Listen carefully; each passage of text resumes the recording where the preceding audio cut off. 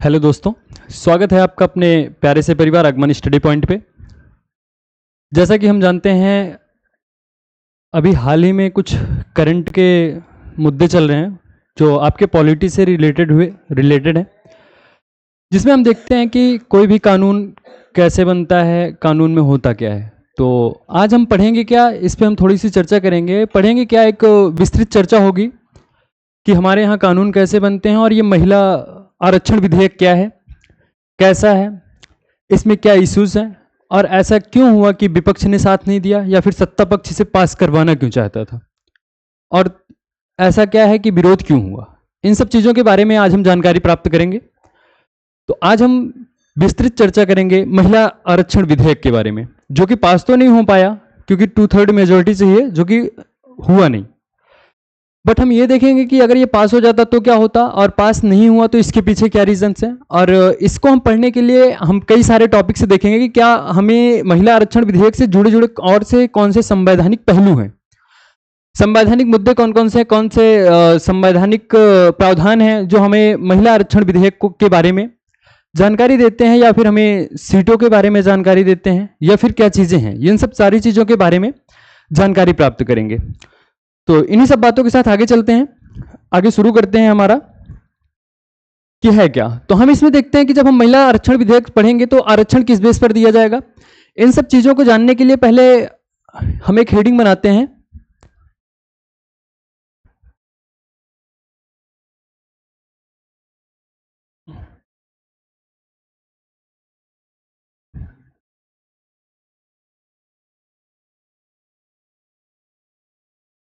महिला आरक्षण विधेयक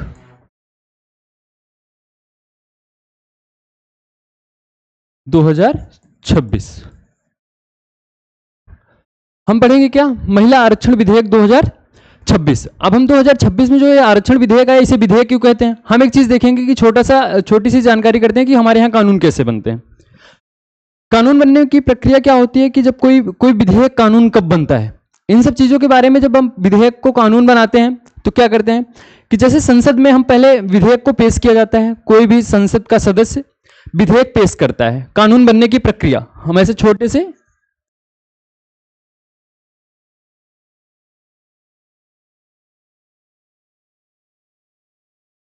कानून बनने की प्रक्रिया,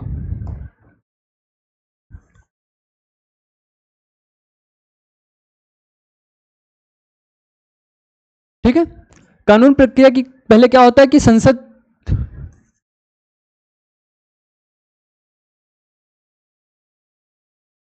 सदस्य द्वारा,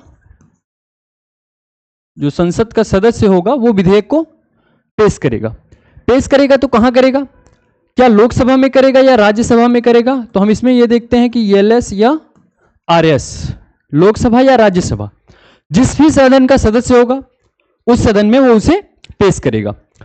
अब यहां से जब पास होता है, जैसे लोकसभा में पास हुआ, तो लोकसभा में पास होने के बाद वो लोकसभा से पास होकर के वो राज्यसभा में जाता है। जैसे मान लो लोकसभा में पेश हुआ तो लोकसभा से कहां जाएगा, राज्यसभा में। राज्यसभा से पास हुआ तो कहां जाएगा, जब राज्यसभा से पास हो जाता है तो वो जाता है राष्ट्रपति के पास। कहां जाता है, कोई भी विधेयक राष्ट्रपति के पास पहुंचता है। अब क्या होता है, ये अभी तक विधेयक है। जब लोकसभा में पेश हुआ, कोई सदस्य किसी विधेयक को, किसी बिल को लोकसभा में पेश किया, लोकसभा से पास हुआ, लोकसभा से पास होकर के राज्यसभा पहुंचा। जब उसे राज्यसभा ट्रांसफर किया गया तो राज्यसभा में वो अपना संशोधन भी प्रस्तुत कर सकता है, या फिर किसी विधेयक पर वो अपना विचार भी दे सकता है। और उसके बाद क्या होता है कि जब राष्ट्रपति के पास, जब यहां से भी पास हो जाता है राज्यसभा से भी, तब ये राष्ट्रपति के पास जाता है। जब राष्ट्रपति का हस्ताक्षर हो जाता है,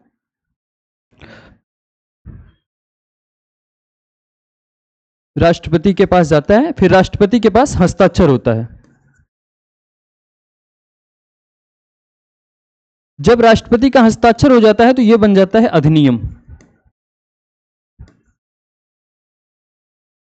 ठीक है। अधिनियम बन जाता है। अब अधिनियम बनने के बाद यह कानून होता है। अधिनियम, कोई भी अधिनियम एक कानून होता है, ठीक है। तो हम ये शॉर्ट में समझते हैं क्योंकि इसकी बहुत सारी प्रक्रिया होती है, कई सारे विधेयक होते हैं।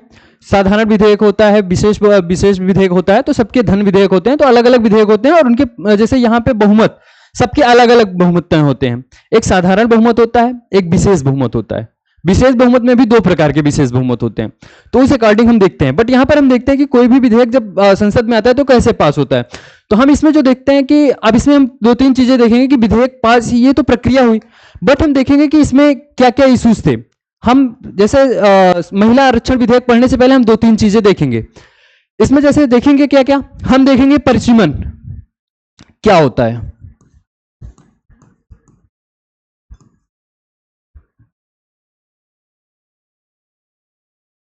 परिसीमन क्या होता है, ठीक है।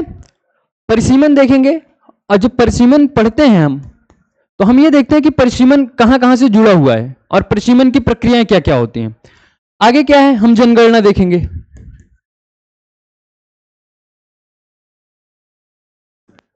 जनगणना, ठीक है, हम ये सारी चीजें पढ़ेंगे, क्या, परिसीमन और जनगणना।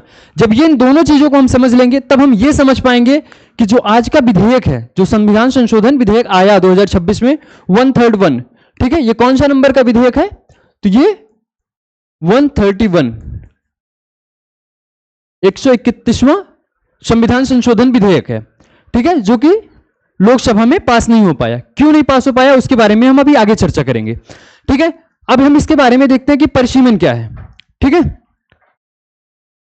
अब आते हैं परिसीमन।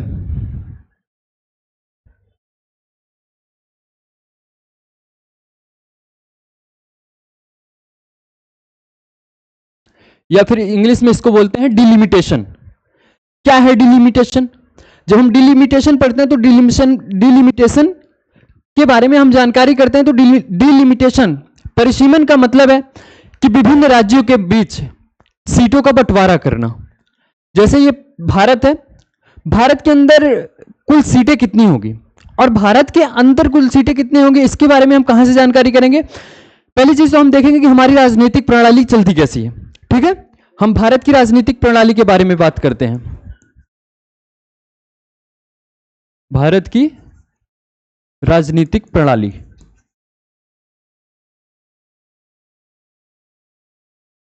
हम भारत की राजनीतिक प्रणाली में देखते हैं तो इसमें दो चीजें होती हैं। एक होती है आनुपातिक,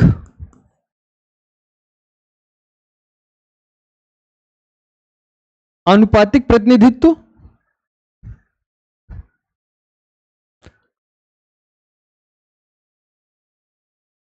आनुपातिक प्रतिनिधित्व।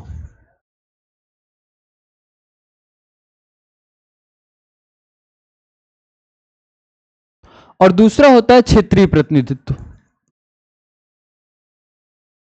क्षेत्रीय प्रतिनिधित्व।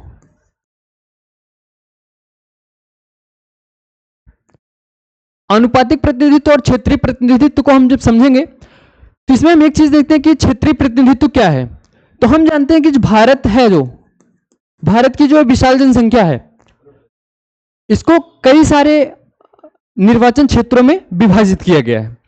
अब हम देख लेते हैं कि निर्वाचन क्षेत्र में कैसे विभाजित करते हैं, ठीक है। तो वही जो हम विभिन्न क्षेत्रों में विभाजित करते हैं, ये क्षेत्रीय प्रतिनिधित्व क्या है कि हम मानते हैं कि किसी भी भारत में क्या है कि हम एक चीज देखेंगे कि 10 लाख जनसंख्या पर, हम एक एग्जांपल दे रहे हैं, ये रियलिटी नहीं है, ठीक है, वर्तमान का एग्जांपल एक लेते हैं। मान लो 10 लाख जनसंख्या पर एक सीट है, 10 लाख जनसंख्या पर 10 लाख जनसंख्या पर एक सीट। इस अकॉर्डिंग हम क्या करते हैं कि भारत देश को विभिन्न निर्वाचन क्षेत्रों में डिवाइड कर देते हैं। जब हम भारत देश को विभिन्न निर्वाचन क्षेत्रों में डिवाइड करते हैं, इसी को कहते हैं परिसीमन। कि किसी भी क्षेत्रीय जनसंख्या को, किसी भी क्षेत्र की, विशेष क्षेत्र की जनसंख्या को, उसको उसके विभिन्न निर्वाचन क्षेत्रों में डिवाइड करना ही निर्वाचन परिसीमन कहलाता है, ठीक है।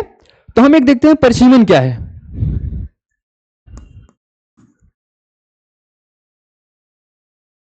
परिसीमन, परिसीमन किसे कहते हैं? तो परिसीमन कहते हैं विभिन्न राज्यों के बीच में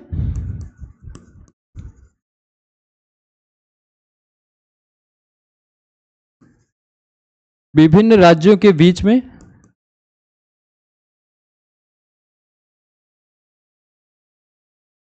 सीटों का बंटवारा, विभिन्न राज्यों के बीच में सीटों का बंटवारा।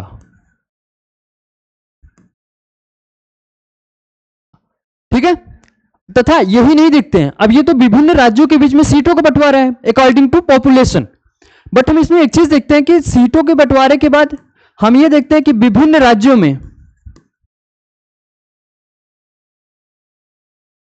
विभिन्न राज्यों के अंदर निर्वाचन क्षेत्र का निर्धारण, निर्वाचन क्षेत्र का निर्धारण।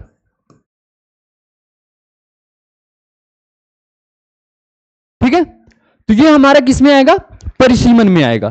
ठीक है, तो अब हम देखते हैं कि क्या जब से भारत आजाद हुआ 1947 1951 से 1950 से संविधान लागू हुआ, तब से अब तक कितने परिसीमन बने और परिसीमन कराता कौन है, कौन करवाएगा, उसके बारे में भी तो जानकारी चाहिए। ठीक है, तो आगे हम चलते हैं कि परिसीमन कौन करवाता है।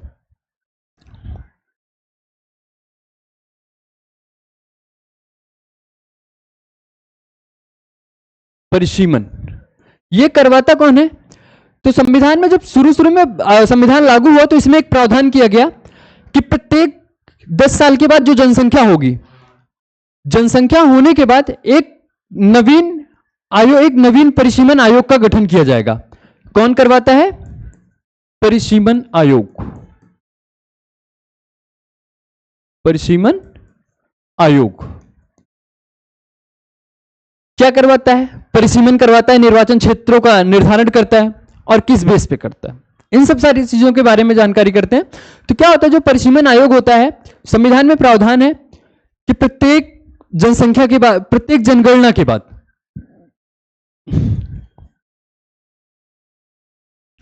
प्रत्येक जनगणना के बाद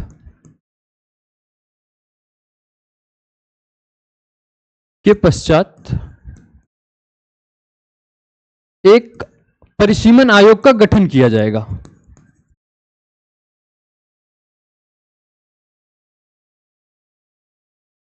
परिसीमन आयोग का गठन किया जाएगा।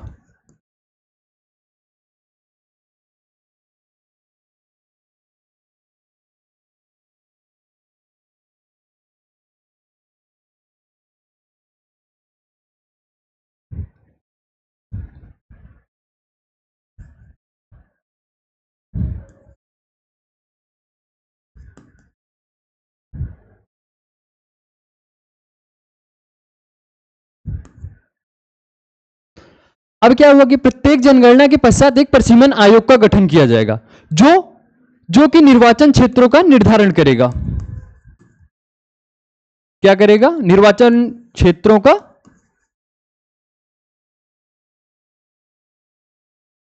का निर्धारण करेगा।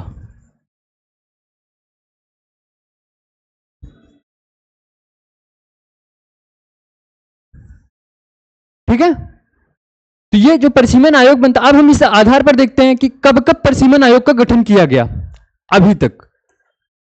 ठीक है, हम जानते हैं कि 1951 में आजादी के बाद पहली जनगणना की गई।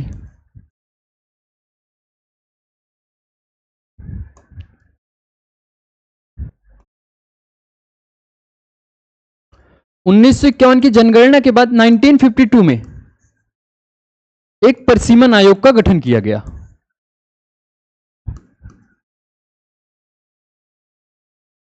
आयोग का गठन। अब आपसे पूछा जा सकता है कि पहला परिसीमन आयोग कब गठित किया गया, तो कब गठित किया गया, 1952। ठीक है,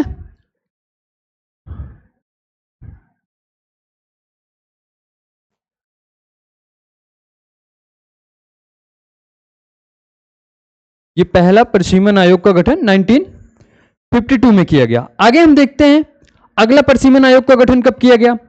अगला परिसीमन आयोग का गठन किया जाता है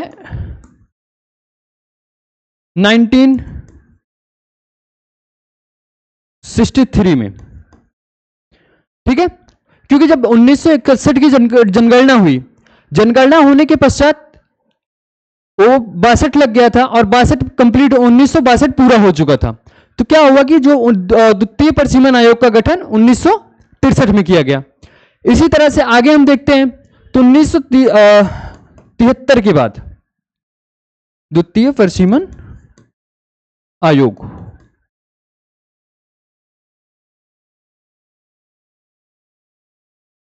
ठीक है। उसके बाद 1973 में क्या किया गया, तृतीय परिसीमन आयोग,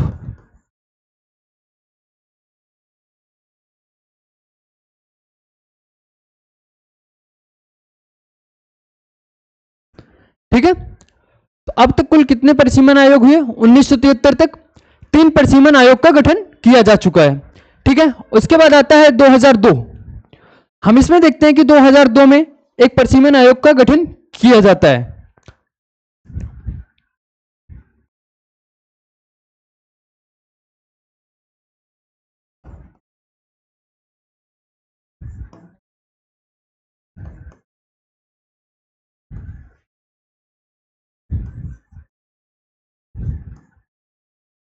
ठीक है।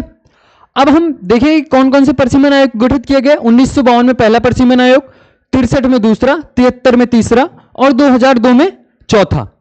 अब आप सबके माइंड में एक क्वेश्चन आना चाहिए कि जब यह बताया गया कि प्रत्येक 11 साल के बाद 10 साल के बाद एक जनगणना होगी और प्रत्येक जनगणना के बाद एक परिसीमन आयोग का गठन किया जाएगा और वो परिसीमन आयोग विभिन्न क्षेत्रों में विभिन्न भारत के इतने बड़े विभाग को, इतने बड़े क्षेत्र को विभिन्न निर्वाचन क्षेत्रों में डिवाइड करेगा।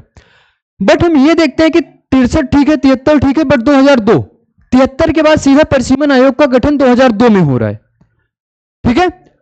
तो ऐसा क्यों हुआ, इन सब चीजों के बारे में हम अगली स्लाइड पे देखते हैं तो फिर जानकारी मिलेगी। अगली स्लाइड पे हम आते हैं, बात है 1973 की। परिसीमन आयोग का गठन हुआ,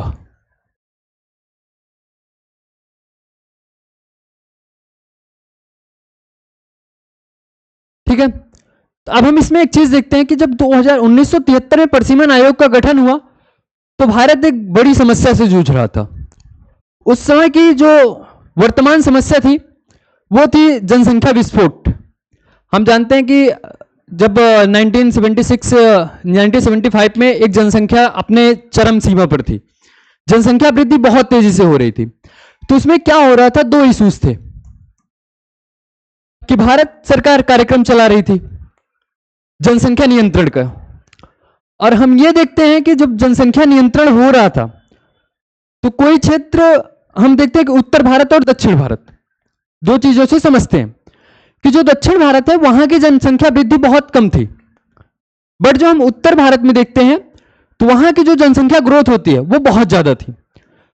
तो इससे क्या इशू आ रहा था कि जब संविधान में क्या होता है कि अच्छा, इसको समझने के लिए हम संविधान के आर्टिकल 81 को समझते हैं और 82 को समझते हैं, ठीक है। संवैधानिक प्रावधान क्या है,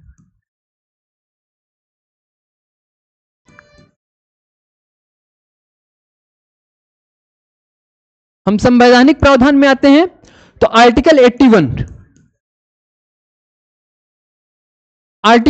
में एक प्रावधान किया गया है। आर्टिकल 81 का प्रावधान क्या है कि लोकसभा के आकार का निर्धारण, ये किसमें है,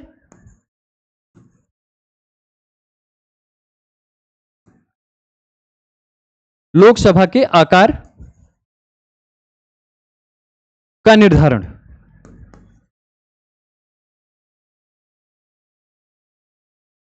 अब हम ये देखते हैं कि क्या लोकसभा का आकार मोटा पतला छोटा ऐसे नहीं निर्धारित होता, ठीक है। लोकसभा का आकार इस आधार पर निर्धारित होगा कि लोकसभा में सीटें कितनी होंगी। तो हम जानते हैं कि संविधान लागू होने के समय पे ये जो सीटें रखी गई ये 550 रखी गई, अधिकतम सीट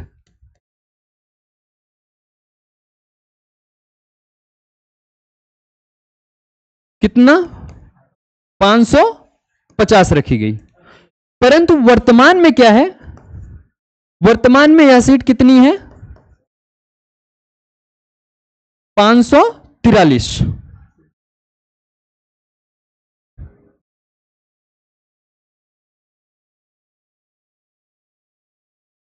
543 है। अब जब ये हम संवैधानिक प्रावधान में देखते हैं, जब परिसीमन आयोग का गठन हुआ, जब जनसंख्या एक विस्फोट से घिर रही थी, भारत जनसंख्या विस्फोट की समस्या से जूझ रहा था।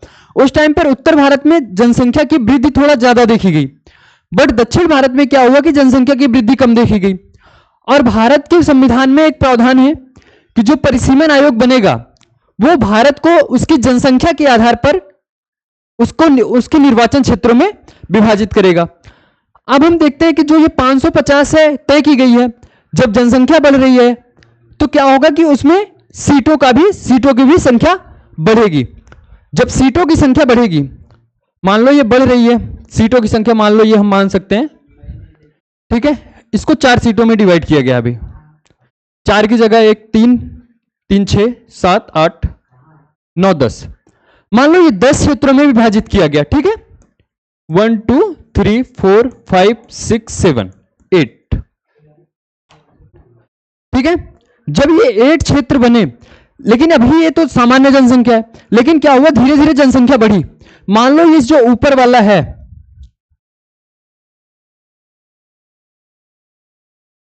जो ये ऊपर वाली जनसंख्या है, ठीक है, जो ये ऊपर वाला क्षेत्र है, हम इसको नॉर्थ मान लेते हैं, और ये जो नीचे वाला है इसको हम साउथ मान लेते हैं, ठीक है। अब मान लो इधर की जनसंख्या ज्यादा बढ़ी, वृद्धि दर ज्यादा,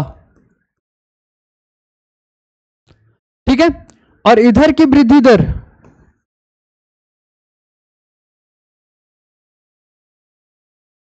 कम रही।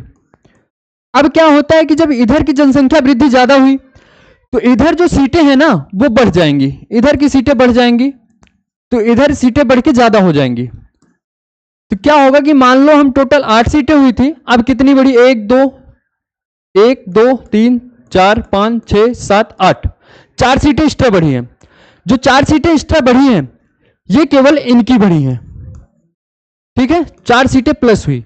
हम इधर देखते हैं, हो सकता है जनसंख्या अपनी कंट्रोल की हो, जो जनसंख्या बढ़ रही थी वो कम हुई हो, तो इनकी सीटें हो सकता है घट गई हो, ठीक है। अब इनकी सीटें क्या हो गई, कम हो गई। जब इनकी सीटें कम हो गई तो हम ये देखते हैं कि इनको कितने सांसद मिले, इनके तो 8 सांसद हो गए, टोटल 8 सदस्य, ठीक है। इनके सदस्य घट करके 3 बचे।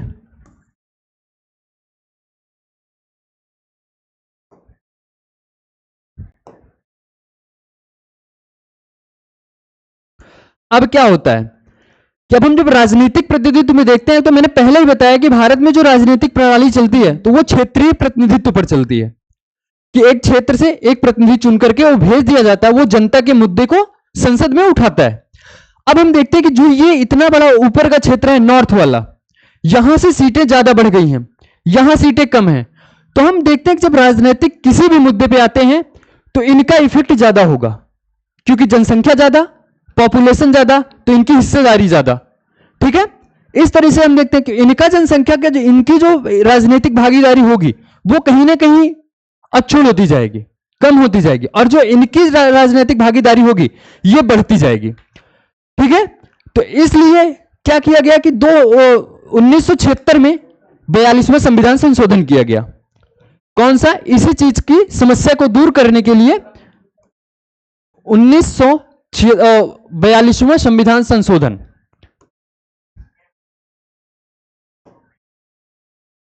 ठीक है।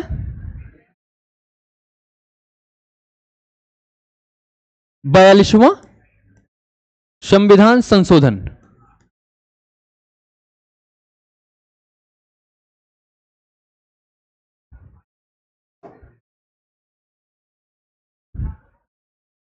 बयालीसवां संविधान संशोधन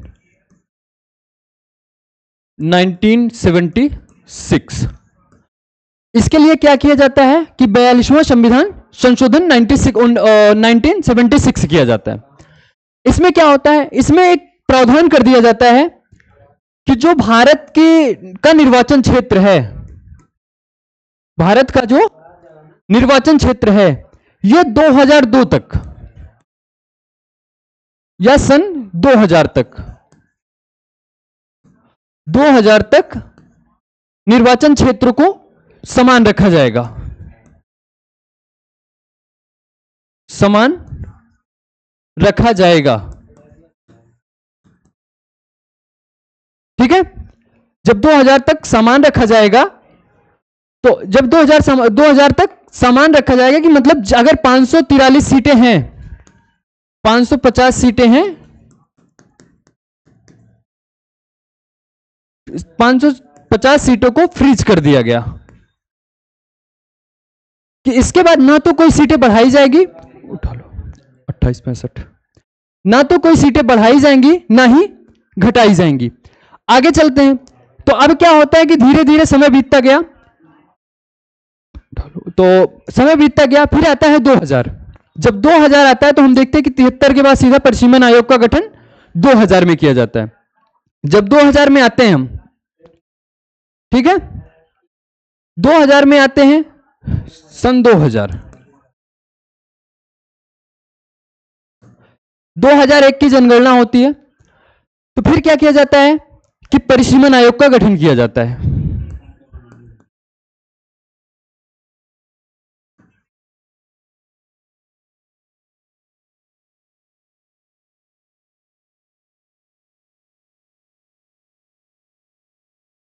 उसके बाद क्या किया जाता है कि फिर एक अमेंडमेंट किया जाता है। अब इसमें भी देखते हैं कि निर्वाचन जनसंख्या अपने चरम पर थी, उत्तर भारत की जनसंख्या बढ़ती गई, दक्षिण भारत की जनसंख्या लगातार अपने जनसंख्या नियंत्रण को लागू किए, तो उनकी जनसंख्या आनुपातिक रूप से कम बढ़ी। तो कहीं ना कहीं अगर फिर से निर्वाचन क्षेत्रों को फिर से नए परिसीमन आयोग और नई जनगणना के आधार पर जब डिवाइड किया जाता, तो कहीं ना कहीं फिर से वही समस्या पहले वाली फिर से आ जाती। तो इसके लिए उन्होंने क्या किया कि इसको 2026 तक फिर से वही 84 अमेंडमेंट करके 84 CAA 2002 84 CAA 2002 करके इसको 2026 तक और आगे बढ़ा दिया गया। ठीक है, जब 2026 तक और आगे बढ़ा दिया गया, तो अब क्या हुआ कि 2026 तक अधिकतम 550 और न्यूनतम, और जो वर्तमान की सीटें हैं वो 543 नियत ही चली आ रही हैं।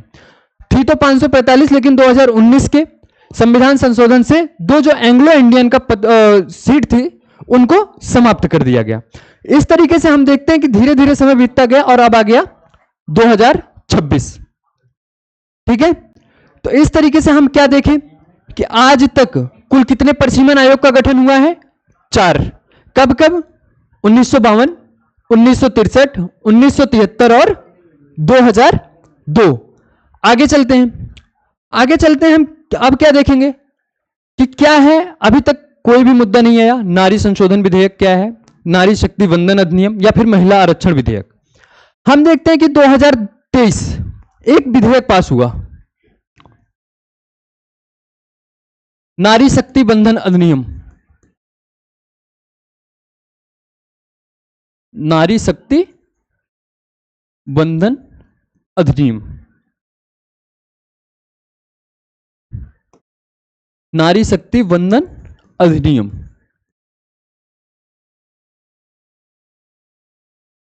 ठीक है, जब यह पास हुआ तो इसमें विपक्ष ने भी अपनी सहभागिता दी, विपक्ष ने भी इसका समर्थन किया, क्योंकि महिला आरक्षण पर यह था। अब इसके लिए हम क्या देखते हैं, महिला आरक्षण के लिए हम क्या देखेंगे कि इसमें क्या क्या प्रावधान किए गए। जब हम नारी शक्ति वंदन अधिनियम पढ़ते हैं तो हम दो चीजें देखते हैं। आर्टिकल 330, आर्टिकल 330 देखेंगे तो 330 में कुछ प्रावधान किए गए हैं।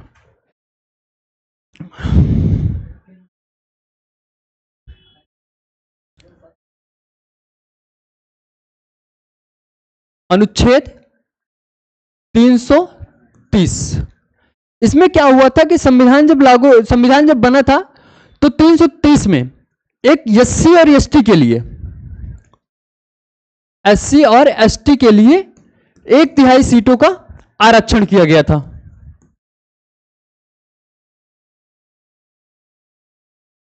आरक्षण का प्रावधान किसमें?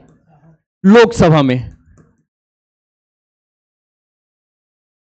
लोकसभा में 1/3 सदस्यों के एससी और एसटी सदस्यों के आरक्षण का प्रावधान किया गया था। फिर आता है आर्टिकल 332 अनुच्छेद 332। इसमें क्या होता है? एससी और एसटी के लिए आरक्षण का प्रावधान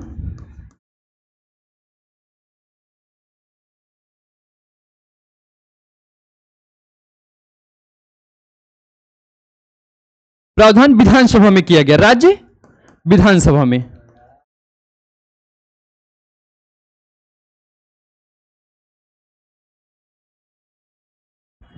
ठीक है, तो हम इस तरह से देखते हैं कि जब संविधान लागू हो रहा था तो ये दो आरक्षण दे दिए गए थे। ठीक है, आगे हम देखते हैं कि अब क्या हुआ। जब नारी शक्ति बंधन अधिनियम पास हुआ तो क्या किया गया कि इसी में 330A जोड़ दिया गया। ठीक है, आर्टिकल 330A।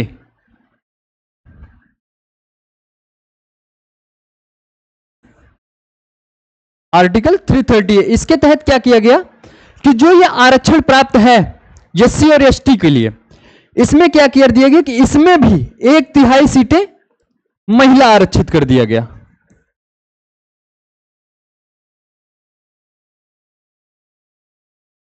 और सेम यही प्रोसेस 332A में कर दिया गया। ठीक है, कि 1/3 जो सीटें प्राप्त हैं एससी और एसटी के लिए वो महिला आरक्षण की होंगी, महिलाओं के लिए आरक्षित।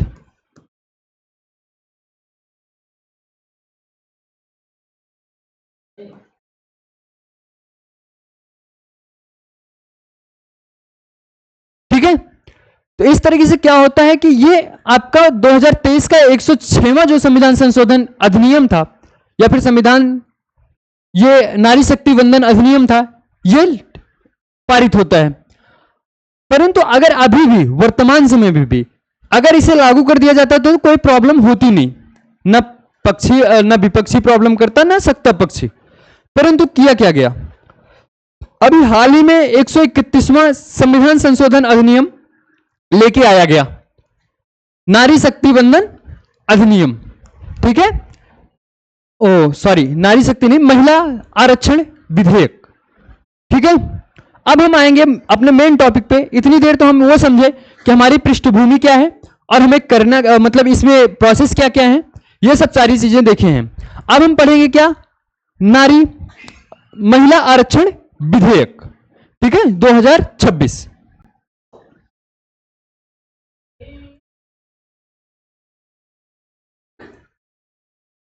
या फिर ऐसे डालते हैं 130वां 131वां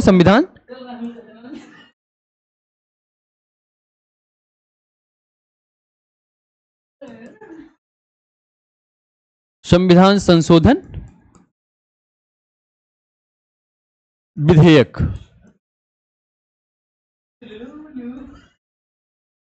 2026। ठीक है, या फिर महिला आरक्षण विधेयक। इसके साथ दो और पास किए गए हैं। इसके साथ दो और जो पास किए गए हैं वो है परिसीमन आयोग और यूटीज के लिए जो लॉ बनाए गए हैं, यूटीज के लिए एक स्पेशल लॉ बनाए गए हैं। ठीक है, दो को पास किया, तीन विधेयक एक साथ लाया गया था। एक परिसीमन का, पहला तो ये है, दूसरा है परिसीमन का।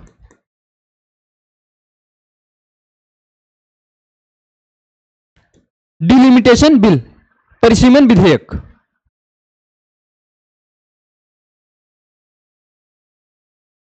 ठीक है, जब परिसीमन विधेयक में हम आते हैं, अब इसमें क्या देखते हैं कि जो 131वां संविधान संशोधन विधेयक किया गया, इसमें हुआ क्या, प्रावधान क्या क्या किए गए। इसमें प्रावधान क्या किया गया कि जो 2023 का विधेयक था,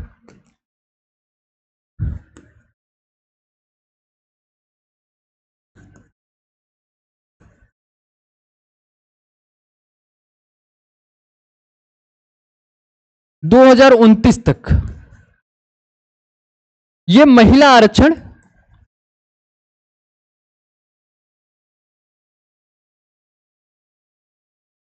लागू करने की बात की गई, लागू करने की बात की गई। ठीक है, अगला प्रावधान क्या किया गया? ये तो पहला है। दूसरा प्रावधान ये किया गया कि जनसंख्या कौन सी मानेंगे, निर्वाचन क्षेत्र का जो डिलिमिटेशन है, निर्वाचन क्षेत्र का जो निर्धारण है, वो किस आधार पर किया जाएगा। तो इन्होंने जनसंख्या को क्या कर दिया कि ये संविधान संसद की, ये संसद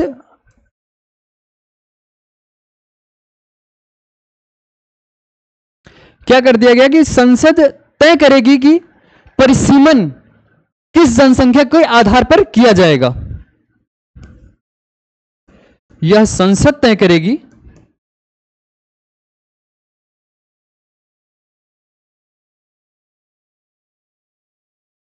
करेगी कि ये जो संविधान संशोधन जो परिसीमन है,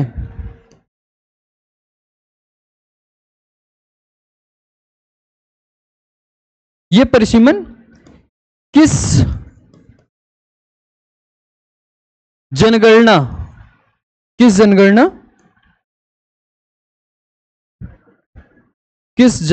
को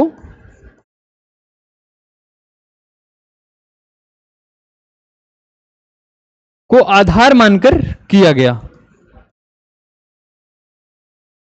मानकर किया जाएगा।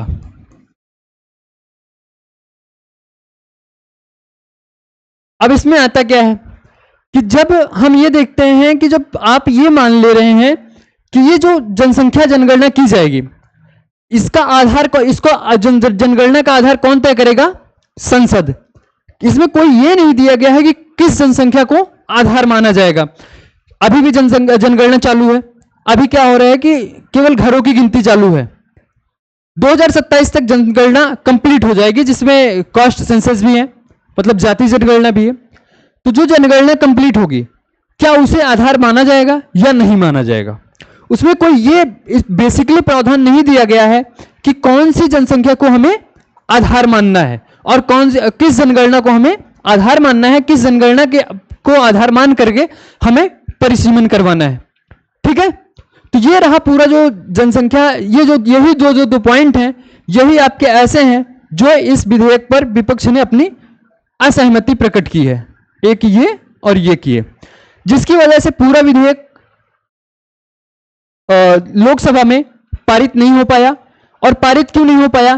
क्योंकि ये जो 131वां संविधान संशोधन विधेयक है, ये कौन सा विधेयक है? संविधान संशोधन विधेयक है। ठीक है, ना कि कोई नॉर्मल विधेयक है। हम जानते हैं कि जब किसी संविधान को संशोधन करना होता है, संविधान में कोई संशोधन करना होता है, तो उसमें क्या करते हैं?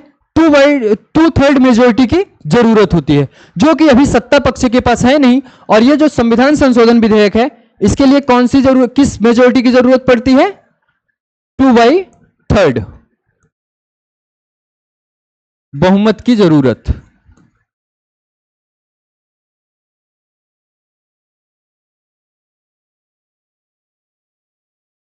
जो कि वर्तमान में सत्ता पक्ष के पास है नहीं।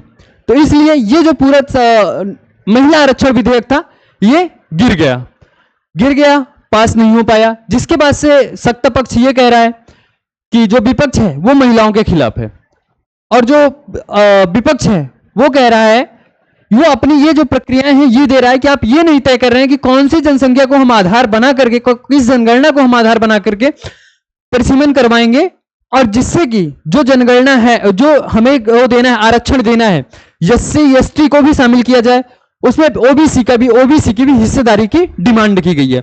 और पूरे विधेयक में कहीं भी ओबीसी की महिलाओं के आरक्षण का कोई भी प्रावधान नहीं किया गया है। जिस वजह से जो पूरा विपक्ष है वो ये मांग कर रहा है कि इसमें आप फिर से इसको संशोधित करिए और 132वां संविधान संशोधन विधेयक लाइए। उसमें क्या करिए कि आप SC ST महिलाओं के साथ आप ओबीसी की महिलाओं को भी शामिल करिए और ओबीसी के लिए भी आरक्षण का प्रावधान करिए। ठीक है, तो इसमें कहीं ना कहीं सरकार भी अपना एक अलग पक्ष रखती है और विपक्ष भी अपना एक अलग पक्ष रखता है।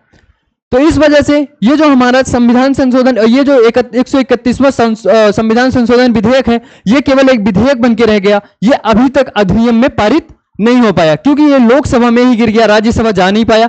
अगर ये राज्यसभा जाता तो वहां से भी पास होता, वहां से पास होता तब ये जाकर के राष्ट्रपति के पास जाता, जहां से इसको स्वीकृति मिलती, तब जाकर के ये अधिनियम बनता, तब जाकर के 2029 का जो लोकसभा चुनाव होगा उसमें इनको आरक्षण का प्रावधान किया जाता। तो इस तरीके से ये हमारा जो पूरा प्रोसेस था महिला आरक्षण विधेयक का, ये पूरी तरीके से समाप्त हुआ। और उम्मीद करते हैं कि आप सबको अच्छे से समझ में आया होगा। और एक बार फिर से दोबारा क्लास, एक बार ना समझ आए तो दोबारा देखिएगा, और क्योंकि बहुत अच्छे संविधान के फैक्ट्स हैं, जो फैक्ट्स हमारे उसमें एग्जाम्स में पूछे जाने के चांसेस बहुत ज्यादा हैं, और इस पे विवाद ज्यादा हुआ है, इसलिए इस पे भी क्वेश्चन बनने के चांस 100% है। इन्हीं सब बातों के साथ आज के लिए अलविदा, बाकी फिर मिलेंगे नेक्स्ट क्लास में। बहुत बहुत धन्यवाद।